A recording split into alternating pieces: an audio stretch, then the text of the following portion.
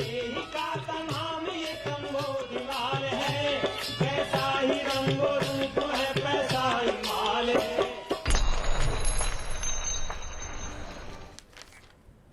नमस्कार, मनी 9 के पसंदीदा कार्यक्रम मनी सेंट्रल में आप सभी का स्वागत है। मैं हूं विपुल सिंह। आपकी जेब से लेकर के देश की अर्थव्यवस्था पर असर डालने वाली तमाम महत्वपूर्ण खबरें लेकर के हम पहुंच चुके हैं अपने स्टूडियो और इन तमाम खबरों के विश्लेषण के लिए हमारे साथ जुड़ चुके हैं वरिष्ठ आर्थिक पत्रकार पवन कुमार जी। पवन जी, सबसे पहले तो कार्यक्रम में बहुत बहुत स्वागत है आपका।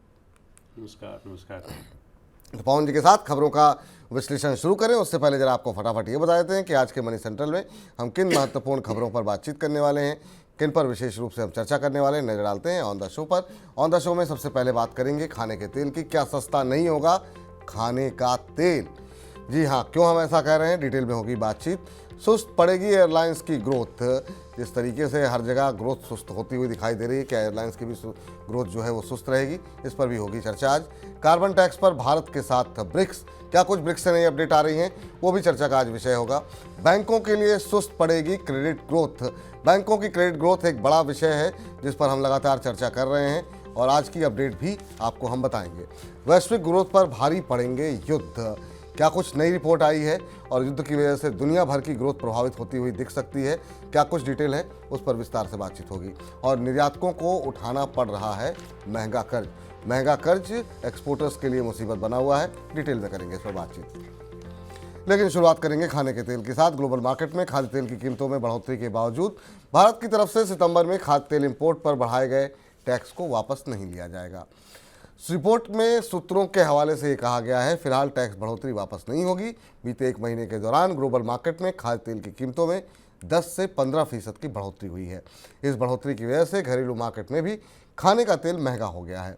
सरकार ने सितंबर के दौरान खाद्य तेल पर इंपोर्ट ड्यूटी बढ़ाने का फैसला लिया था। बढ़ोतरी के बाद क्रूड खाद्य तेल पर ड्यूटी बढ़कर के 27.5% और रिफाइंड तेल पर 35.75% हो गई है।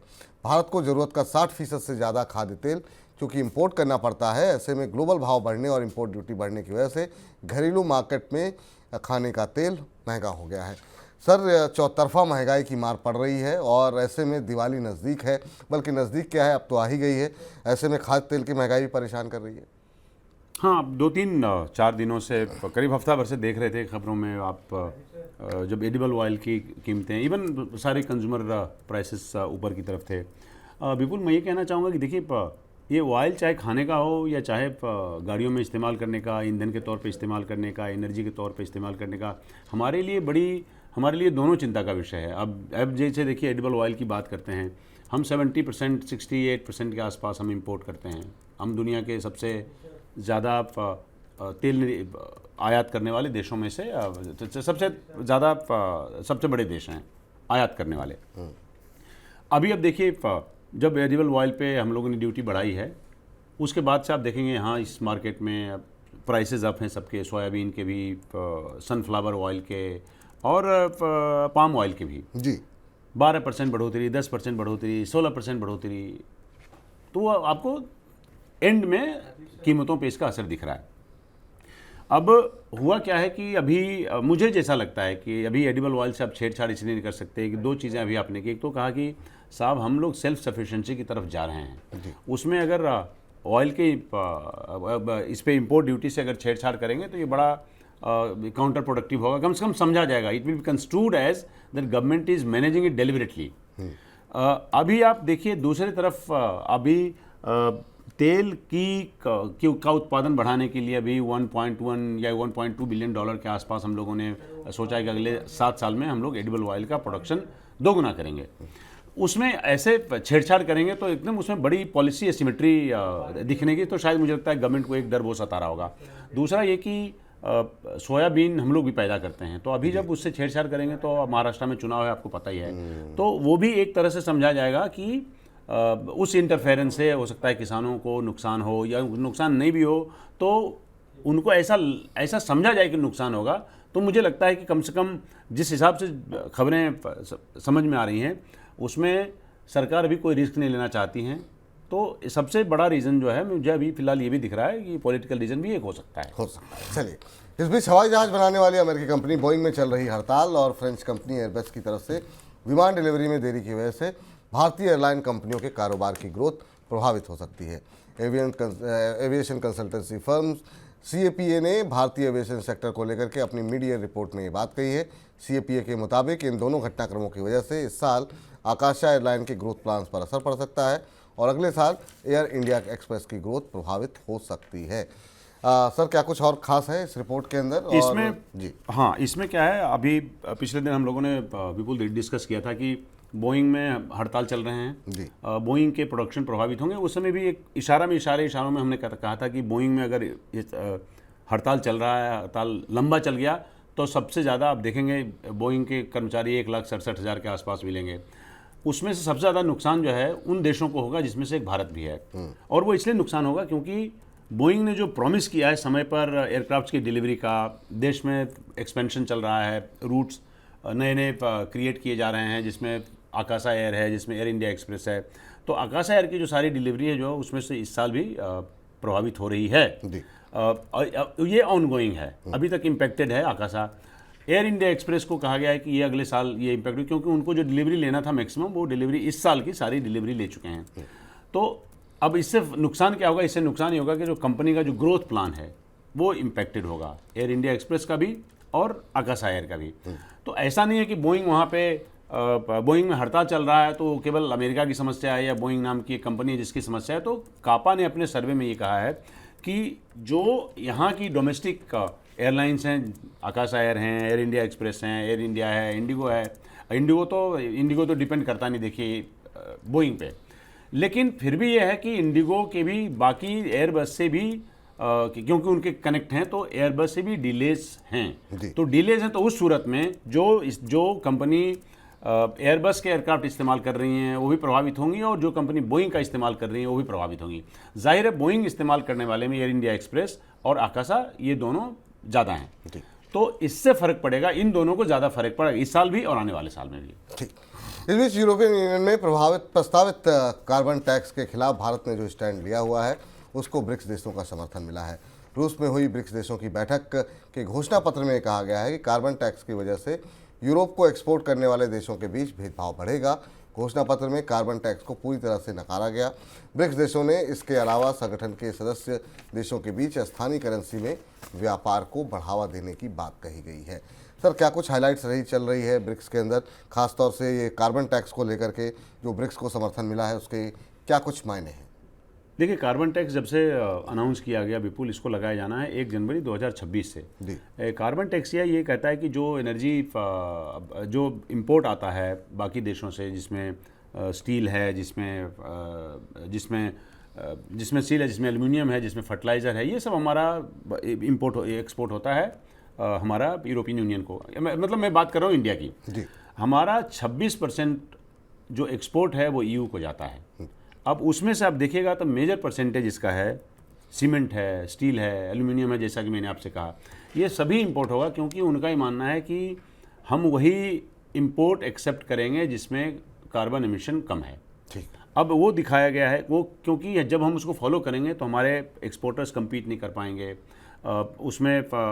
हमारा पूरी दुनिया के मुकाबले हमारा थोड़ा हमारा लोअर हैंड है। हम उससे कम्पीट जब नहीं करेंगे तो हमारा बड़ा नुकसान होगा। तो बहुत टाइम से हम रिक्वेस्ट कर रहे हैं। अब इसका एक फॉल आउट क्या होगा कि इसका फॉल आउट होगा जब हम लोग FTA अभी बात कर रहे हैं, तो FTA पे भी इसका असर पड़ सकता है या डिले हो सकता है या उसके टर्म्स एंड कंडीशन में भी बदलाव हो सकता है।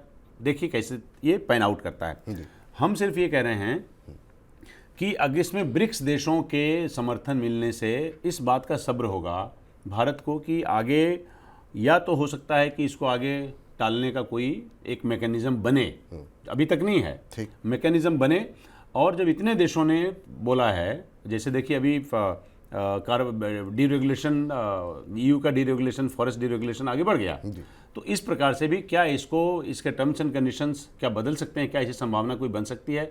अगर नहीं बन सकती तो कोई ऐसा मैकेनिज्म हो सकता है जिसमें इसको टाला जा सकता है। तो मैं ये नहीं कहूँगा कि टाला जा सकता है, पर अभी क्योंकि भारत को बाकी देशों का समर्थन मिला है तो हम ये कहेंगे कि हमारा भारत को एक आवाज़ मिली है, तो उसका फर्क पड़ भी सकता है। और जो दूसरा आप कह रहे थे वो करेंसी के लिए करेंसी, देखिए उसमें भी बहुत यात्रा कर, उसमें बहुत पानी बहना है अभी गंगा में।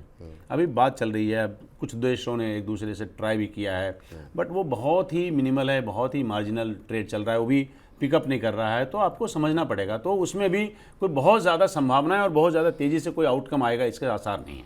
अगर होगा भी तो लंबा समय लगेगा। लंबा समय लगेगा। लंबा समय लगेगा। इस साल बैंकों की क्रेडिट ग्रोथ में कमी का अनुमान लगाया जा रहा है। रेटिंग और रिसर्च एजेंसी इकरा के मुताबिक सख्त रेगुलेटरी कदमों और महंगे कर्ज की वजह से वित्त वर्ष 2024-25 के दौरान क्रेडिट ग्रोथ घट करके 12% पर आ सकती है। वित्त वर्ष 2023-24 के दौरान ये ग्रोथ 16% से ज़्यादा दर्ज की गई थी। इकरा का मानना ये है क्रेडिट ग्रोथ घटने की एक वजह HDFC और HDFC बैंक का विलय भी है।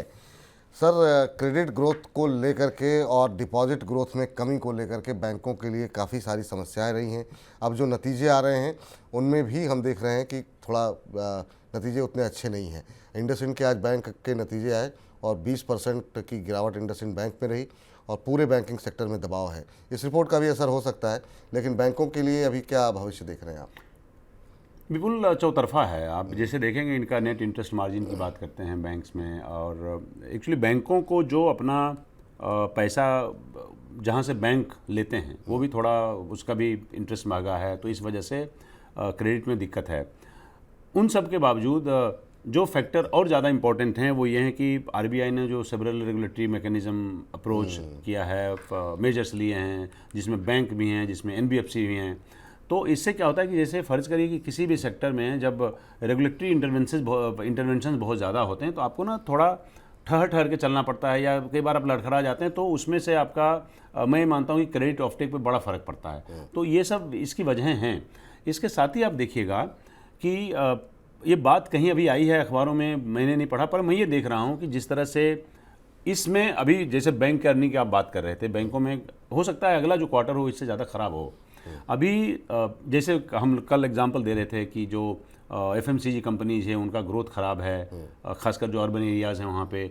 इस और ऑटो की हालत आप देख रहे हैं। तो ये सब कुल मिलाकर हमारी चिंता का विषय बैंकों की क्रेडिट से ज़्यादा है कि क्या ये सभी मिलके अगर इकट्ठा चल रहे हैं तो देश में क्या स्लो डाउन के आसार बनेंगे क्या? और मैं क्रेडिट ग्रोथ को स्लो डाउन से ज़्यादा देखता हूँ, अच्छे आसार नहीं दिख रहे हैं। हम ऐसे नहीं कर सकते, हम इतने बड़े एक्सपर्ट नहीं हैं, हम इतने बड़े इकोनॉमिस्ट नहीं हैं जो कि कहें कि नहीं अब तो स्लो डाउन है ही है, पर जो मतलब टिडबिट्स में जो चीज़ें दिख रही हैं, स्कैटर्ड हैं, सबको जोड़िएगा तो मतलब ना अच्छा नहीं दिख रहा है मुझे, समहाउ ना मतलब अच्छी सी फीलिंग नहीं हो रही है। तो ये सब चीज़ें देख करके क्या ये प्रेशर बन रहा है RBI के ऊपर कि वो रेट कट करें? क्योंकि अगर क्रेडिट ग्रोथ बढ़ानी है डिमांड जनरेट करने के लिए, क्या फिर ऐसा अभी जो क्रेडिट ग्रोथ में अभी जो आप जो हैम्परिंग देख रहे हैं ना, तो हमें ही लगता है कि ये सितंबर तो चला गया, अक्टूबर, नवंबर, दिसंबर, मेरे ख्याल से आपको किसी निष्कर्ष पे पहुंचने के लिए एक और क्वार्टर देखना पड़ेगा। तब आप किसी निष्कर्ष पे पहुंचेंगे कि अच्छा ये क्रेडिट ख़राब है, FMCG कंपनी ख़राब है, बैंकों में क्रेडिट ग्रोथ नहीं है, सब मिला के वो टेंट अमाउंट करेगा कि साहब स्लो डाउन लगता है कि आने वाला है। और उसी से जुड़ी अगली खबर भी है सर। दुनिया भर में अलग अलग देशों के बीच छिड़े युद्धों की वजह से वैश्विक अर्थव्यवस्था के सुस्त ग्रोथ और महंगे कर्ज की राह में फंसने का खतरा है। इंटरनेशनल मॉनेटरी फंड की मैनेजिंग डायरेक्टर ने गुरुवार को ये चेतावनी जारी की है। उन्होंने दुनिया की दूसरी बड़ी अर्थव्यवस्था चीन से भी कहा है कि इकनॉमी की रफ्तार देने के लिए बड़े कदम उठाएं, नहीं तो आर्थिक ग्रोथ और सुस्त पड़ जाएगी। IMF ने इस साल वैश्विक अर्थव्यवस्था की ग्रोथ 3.2% रहने का अनुमान लगाया है। सर, दुनिया भर में तनाव, डिमांड में कमी, ये तमाम चीज़ें, महंगी ब्याज दरें, ये इशारा तो यही कर रही हैं। और अब आप तो IMF ने भी बोल दिया है, और अगर दुनिया भर में डिमांड कम रहती है या ग्रोथ सुस्त रहेगी तो भारत तो इससे अछूता नहीं रह पाएगा। मैं ये देख रहा था विपुल की जो बात IMF ने कही है उसमें जो पूरी दुनिया में ट्रेड में जो दिक्कतें आ रही हैं उसका भी कहीं मेंशन है क्या? ये वाला पक्ष लगता है शायद हमारे मुझसे छूट गया, ये है कि नहीं? नहीं, बिल्कुल सर, इस पर हाँ, तो है, तो वो भी एक प्राइम फैक्टर है। अब आप देखिए, जैसे भारत से शुरू करते हैं। इस बार बोला कि नहीं, इस बार कम से कम भारत के लिए रिलीफ इस बात का है कि 7% जो GDP ग्रोथ रेट है उसको जो पुराना स्टांस था IMF का वो बना के रखा हुआ है, लेकिन अगले साल इसके 6.5%। तो जो अभी जिस बात से हम लोग शुरू कर रहे थे स्लो डाउन से, तो क्या ये उसी तरफ तो नहीं जा रहे हैं? उसके अलावा जो मिडल ईस्ट में क्राइसिस चल रहा है, जो ट्रेड में वॉर चल रहे हैं यूरोपियन यूनियन और चाइना के बीच, चाइना और कनाडा के बीच, चाइना और अमेरिका के बीच, क्या उन सब का भी एक एक्यूमुलेटेड असर, एक्यूमुलेटेड असर दुनिया के ग्रोथ पे देखा जा सकता है क्या? तो उसका आंसर है शायद हाँ। मिडल ईस्ट की वजह से आप देखिए ट्रेड का नुकसान है, आपका टैरिफ बढ़ा हुआ है, तो ये सब जो है आप देखेंगे कि पाइल ऑन होकर अल्टीमेटली आपके ग्रोथ पे आएगा, और ग्रोथ पे आएगा तो वो दिखेगा। तो इसलिए जो आईएमएफ ने कहा है, तो इसने कहा कि लार्जली जो इन्फ्लेशन के खिलाफ पूरी दुनिया में लड़ाई चल रही थी, वो लार्जली उस पर शायद कंट्रोल है। मान लीजिए जैसे यूरोपियन यूनियन की बात करें, मोर और लेस हमारे यहाँ की बात करें, हम बहुत ज़्यादा परेशान और चिंतित नहीं है इस बात से कि कोई आउट ऑफ कंट्रोल नहीं है हिंदुस्तान में भी इन्फ्लेशन। तो आईएमएफ ने जो कहा कि लार्जली जो इन्फ्लेशन के खिलाफ लड़ाई है वो लगभग जीती जा चुकी है, लेकिन ग्रोथ जो है वो उसको हासिल करना वो चैलेंज रहेगा। वो चैलेंज बनता हुआ दिखाई दे रहा है अभी भी। टेलीकॉम कंपनियों के संगठन cellular operators association of India यानी कि COAI ने सरकार से टेलीकॉम लाइसेंस फीस को रेवेन्यू का 8% से घटा करके आधा से 1% करने की मांग की है। COAI ने इस पर तर्क दिया है कि पहले लाइसेंस फीस के साथ स्पेक्ट्रम इस्तेमाल चार्ज लिया जाता था, ऐसे में 8% लाइसेंस फीस गैर ज़रूरी नहीं थी। लेकिन अब टेलीकॉम इंडस्ट्री के सामने परिस्थितियाँ बदल गई हैं, जिस वजह से लाइसेंस फीस को घटाने की ज़रूरत है। सर जरा पहले तो ये समझाइए कि लाइसेंस फीस घटाने की ये मांग क्यों की जा रही है और इससे क्या कुछ बदलेगा? पहले क्या होता था विपुल की लाइसेंस फीस जो होता था वो स्पेक्ट्रम के साथ क्लब होता था, अब वो अलग कर दिया गया। अब आप स्पेक्ट्रम जो यूसेज है आपका उसको अलग करके, तो उसके लिए आप हाईली ह्यूजली उसके लिए आप ऑक्शन आप होता है और उसके लिए आप बहुत पैसा खर्च करते हैं। तो लाइसेंस फी को ये जो कह रहे हैं कि कायदे से जब दोनों डीलिंक हो गया तो लाइसेंस फी की जो रेट है आपका AGR है उसका 8% उसको कम होना चाहिए। मेरा ही मानना है कि क्योंकि इसमें से वो भी है जो यूनिवर्सल सर्विस ऑब्लिगेशन फीस है सरकार जो वसूलती है वो लाइसेंस फी में वो भी शामिल है। देखिए ऐसा है कि over a period of time इनका खर्चा बढ़ा है और जो है कि रेवेन्यू पे इन पे बहुत दबाव, ये समझते हैं कि शायद 8% जो लाइसेंस फीस है उसको कम करके उसका एक मतलब उसको इवनली डिस्ट्रीब्यूट किया जा सके।